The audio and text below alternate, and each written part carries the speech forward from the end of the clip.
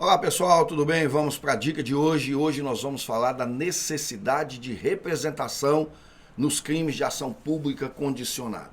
Isso com foco especial depois do pacote anticrimes.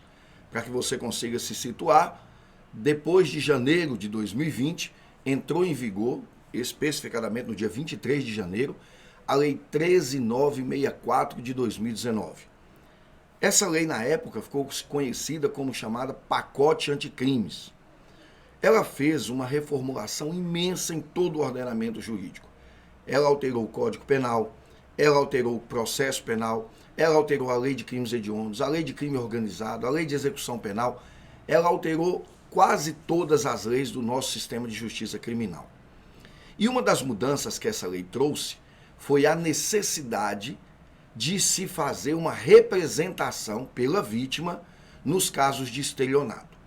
Ou seja, até 2020, os crimes de estelionato eram de ação pública incondicionada. A vítima não precisava representar, o promotor já estaria autorizado a denunciar quem cometesse o crime de estelionato. Em 2020, com o advento dessa lei, passou-se a exigir, nos casos de estelionato, artigo 171 do Código Penal, que a vítima representasse. Pois muito bem, o crime que era de ação pública incondicionada passou a ser de ação pública condicionada. A grande discussão que passou-se a ter na época era se os crimes cometidos antes da vigência dessa lei aplicava-se ou não essa regra. Depois de muita discussão, os tribunais entenderam que, mesmo aos crimes praticados antes da lei, deveria aplicar essa regra, porque, nesse caso, a lei retroage para beneficiar o réu. Porque, muito embora pareça ser uma lei processual, ela tem, o que se chama de uma lei híbrida, porque ela também tem matéria de direito penal. E como nós sabemos, artigo 5º, inciso 40 da Constituição Federal, a lei penal retroage para beneficiar o réu. Em resumo, você que vai tentar a prova da OAB, o que você precisa entender? Os crimes de estelionato são de ação pública condicionada. E o interessante é que a OAB passou a cobrar com muita frequência. Nós tivemos aí uns 2, 3 exames que a OAB cobrou isso na sequência, em todos os exames ela cobrou o conhecimento seu a respeito disso. Essa questão que nós vamos ver hoje é exatamente assim. O crime aconteceu em 2019, o Ministério Público foi denunciar em 2020, mas em 2020 a lei já estava em vigor, precisava da representação. Vamos analisar a questão para você ver quanto ela é interessante. Olha lá, Hamilton, vendedor em uma concessionária de automóveis, mantém Priscila em erro, valendo-se de fraude para obter vantagem econômica ilícita, ou seja, o estelionato típico, né? Consistente em valor de comissão maior do que o devido na venda de um veículo automotor. A venda e a obtenção da vantagem do carro ocorrem no dia 20 de novembro, voltando aqui, 20 de novembro de 2019. O fato chega ao conhecimento da autoridade policial por notícia feita pela concessionária ainda em novembro de 2019.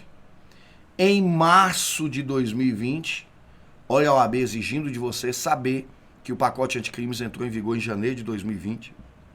O Ministério Público oferece denúncia em face de Hamilton, imputando-lhe a prática do crime de estelionato.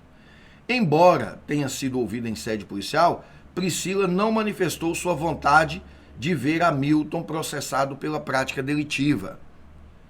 A denúncia é recebida e a defesa impetra habeas corpus perante o Tribunal de Justiça.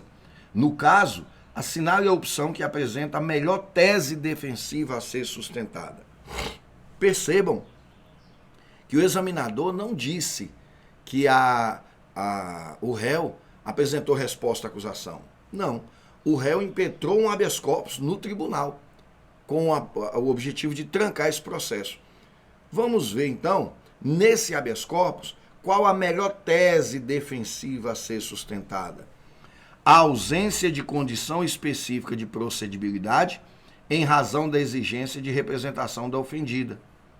Show de bola. Essa é a resposta.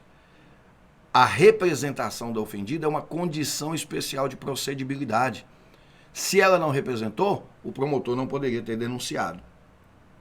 A ausência de condição da ação, pois caberia à vítima o ajuizamento da ação penal privada, é errado. Estelionato não é ação penal privada, é ação pública. A necessidade de remessa dos autos ao Procurador-Geral de Justiça para que haja oferta de acordo de não persecução penal? Lógico que não. O acordo aqui seria pior para o réu. É muito melhor para ele extinguir o processo porque não tem condição de procedibilidade do que fazer um acordo. E aí ele ser obrigado a pagar alguma coisa. Lógico que isso não seria interessante para ele. A tipicidade da conduta em razão do consentimento da vítima, consistente na ausência de manifestação de ver o acusado processado, nada a ver. Para você que estuda direito penal sabe que nesse caso a atipicidade da conduta mediante o consentimento da vítima, o consentimento da vítima tinha que se dar no momento em que o fato aconteceu, não posteriormente. Então isso aí nem se discute aqui. Perceba que era uma questão aparentemente simples, porque até por exclusão você conseguia chegar à resposta, mas o mais importante, o que eu quero que você se atente, é para o fato de que em 2020 o pacote de anticrimes entrou em vigor e passou a regulamentar de forma diversa o crime de estelionato. O crime de estelionato hoje é um crime de ação pública condicionada à representação do ofendido. Fique atento a isso, certamente isso pode cair na sua prova fechada e também pode uma hora vir ser cobrada na prova aberta de Direito Penal e Processo Penal. Grande abraço, a gente se vê por aí.